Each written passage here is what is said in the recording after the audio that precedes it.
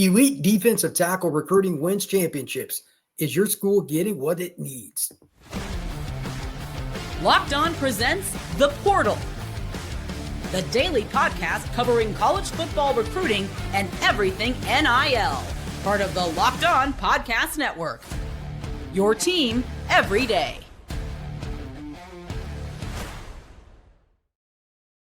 Welcome back into The Portal. I am your host, Brian Smith, longtime college football recruiting analyst and writer. Thank you for making The Portal your first listen to find out all the latest happenings in the world of college football recruiting and all the things going on in the transfer portal and with NIL. Today's show is going to focus specifically on the defensive tackle position. And the prediction I'm going to make with this is a straightforward one. It's 100% lock. In fact, if your school, whoever you root for, does not do a good job of bringing in the big guys in the middle of the defense, your chances of a championship are all but nil. You must find a way to get them. To that point, I was at the Miami Under Armour event this past Sunday. I was at the IMG Pro Day on this past Thursday, and I was at the other Under Armour in Orlando the prior Sunday. There's a lot of big guys that go to this, but there still aren't nearly enough. Just from a volume standpoint, there's probably not a position with fewer players that are needed than defensive tackle. It's just body type. Either you have them or you don't. So with that, I just want to use what's fresh in my mind as a couple of examples, kids that I've seen play multiple times that really get after it and have the right attitude about taking reps. Don't care if they get on film, win or lose. They just want to compete. Those are the guys that end up being championship level players more often than not. So the two guys I'm going to talk about are Jamar Thompson. He's going to be a junior at West Boca High School down in South Florida. His team won the state championship, and he was a game record during the playoff run for the 6A title last season for West Boca. And then Cameron McHaney, a kid that I've seen multiple times. He's at IMG. He went through the pro day, but he wanted one-on-ones. He wanted more reps. He wanted the opportunity to be on film. So he went to the Under Armour event in Miami, and he did really well. These are the guys that make a difference. Now, I'm going to go through a few more names, but let me give you an example of why I say defensive tackles are on enough in body type. It's not just that a kid can get to a certain weight and carry a certain weight. It is grown man strength.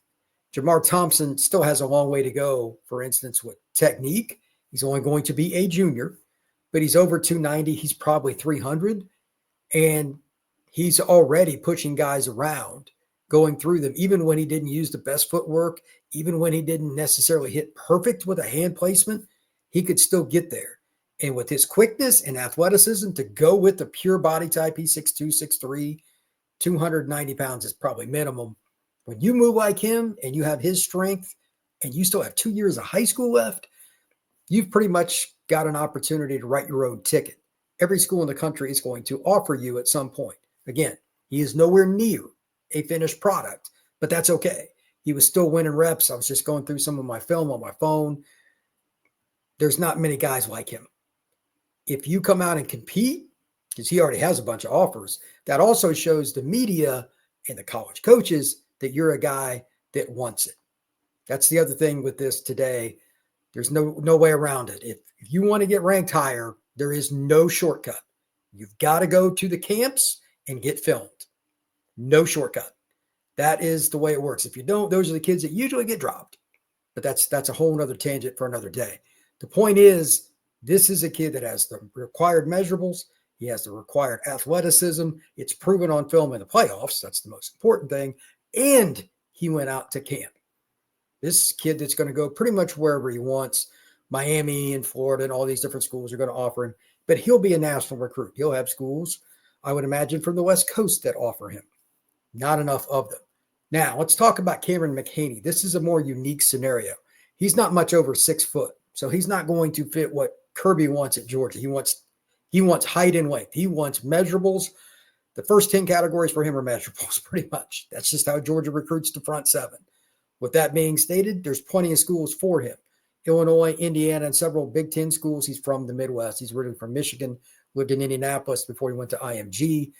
I think he's a kid that will end up being a really good college player, loves competition. He's a kid that is great in front of a microphone, well-respected amongst his peers at IMG. He's won a starting job even though there are other guys that are just as highly ranked, if not higher ranked than him, he is a competitor. And again, he put himself out there on film against really good football players in front of everybody. If you're not willing to risk going out and getting that, you're not going to find enough guys around you just anywhere. You got to go to camps. There aren't that many big guys like McHaney. He's 300 pounds, 310. That's a really athletic guy, but he needs to film because he's 6'1". He went out and competed and did really well. I had somebody even tell me, they go, I think McHaney had a better camp today than Thompson. And you could argue that. Technically sound, really smart kid, mixed up his moves in the one-on-ones. I like him. And I think if he ends up at Indiana or Illinois, and right now I think it's going to be one of those two, one of them's going to get a steal. Everybody has their own, again, opinion on how defensive tackle recruiting should work, but there's a different way to go about it for every school based on their scheme. But I love the fact that McHaney came out and competed. When we come back, I'm going to talk about several D tackles in the state of Florida. It's a little better than what people might think, from top to bottom, from Jacksonville down to Fort Myers. There's some guys, but this is the position, again, if you take nothing else from this pod today, is your school getting defensive tackles that matter? Because if they are not, there's no chance at a championship. That is next here on the Portal. Get the supplies you need from the site made for the skilled trades, Supply House. Whether you're in plumbing, HVAC, or electrical work, Supply House is the reliable way to order products online. Their easy-to-use website is packed with helpful resources and latest product info to help you get the job done right. Plus, with a complete inventory over 200,000 parts from 400 top brands, you'll find exactly what you need, delivered fast from coast to coast.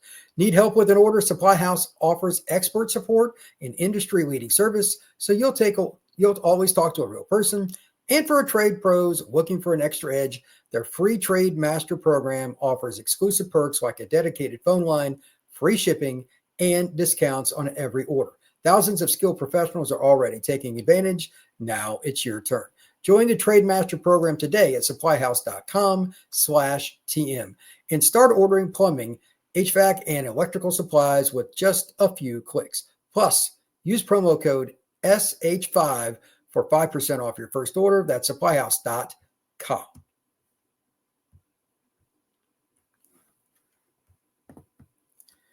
Defensive tackle recruiting. If you have got the players up front, you can win. Here's another little bonus to put this into perspective. Last year, the Final Four, only Notre Dame wasn't ranked in the top 13 nationally in rushing defense. That's important. Ohio State was up there. Tennessee was up there as well, outside the top four, but they made the playoff. Penn State was really high. It's just a list that is really good. Texas was 13th, and that was like surprisingly low for them, but they did play a tough SEC schedule. If you do not have D tackles, you can't win. So continuing on with the state of Florida, there are several kids that I've seen this year, and there's a few more I'd like to see. James Johnson, he's the quick kid from North Fort Myers, famous program. Deion Sanders and Javon Curse among many players that have come out of that high school. He's a kid that's really athletic, get up the field, a little more like McHaney, kind of penetrate and get after you. But then there's also in the same city, different high school, Kendall Guervil. He's the massive kid, 6'5", 310. Georgia's after him. He's got the length. That's a program that is playing. It's a pretty good comp, but he's going to dominate because he's an interior guy. That's why I wish he really would have went to camp.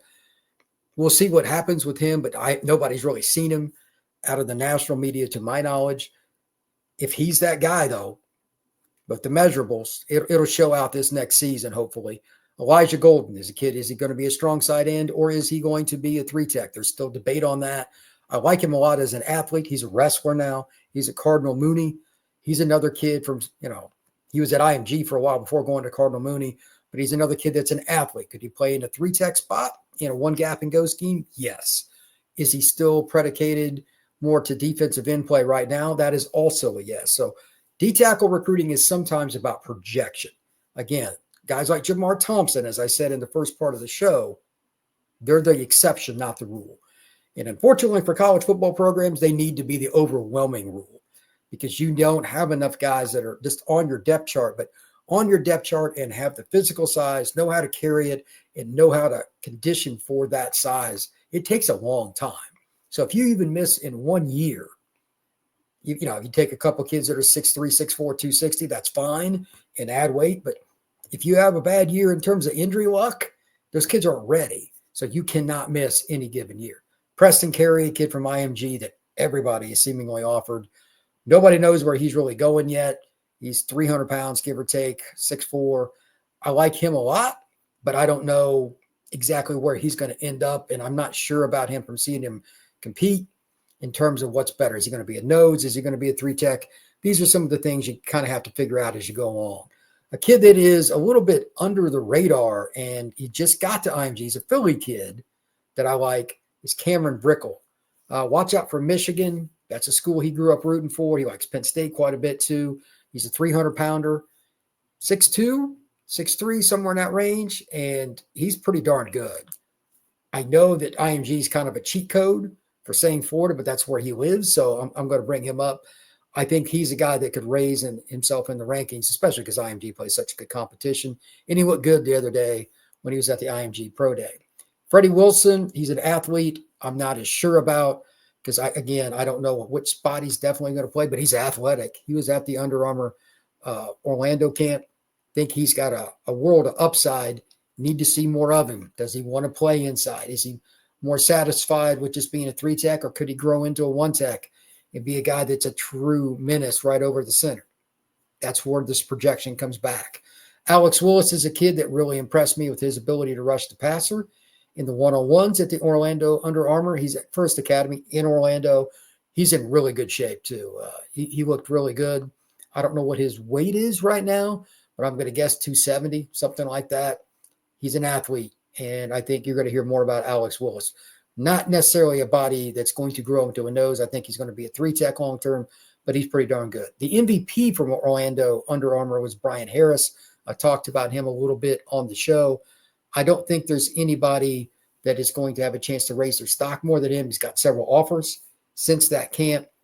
I don't know where he's going to end up, but Penn State's a definite possibility among several. 280, and he looks really good. The way he's put together, the way he carries himself, not only on the field but off. He was great with the media, by the way, so shout out to Brian. I think that's a kid that kind of fits the one gap and go, get up the field, defensive tackle, old school 4-3, kind of like what Florida State or Tennessee or somebody ran. Just want to be really aggressive. Brian would fit that. Penn State runs that too, so that would be a pretty good fit for them. There's some other guys as well, but the state of Florida is a little bit up with D tackle. Don't be surprised if more schools, whether it's, your program that is up north, Minnesota, it could be Boston College, whatever. There's going to be some more schools come down because there aren't enough D tackles really anywhere in the country. But it's a little up this year in Florida. We'll see how that goes. But if you're not getting defensive tackles, you have no chance. And sometimes, again, I know not everybody's ready to go in terms of size like Jamar, and he's still got 2 years of high school. Jamar Thompson is a different kind of guy. But you still got to get guys every single year that are at least a year or so away that have that body to grow into 290 pounds. If not, you will not find yourself doing very well to even make the playoffs, let alone make a run.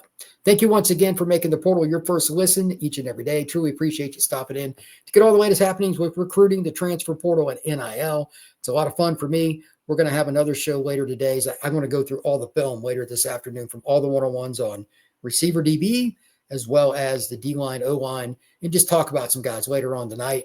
But this first show, I'm trying to do a show around noon every day that is just predicated to a specific spot or a specific player. And D-line is always important, but nothing is quite like D-tackle recruiting. So everybody have a good one. Take care.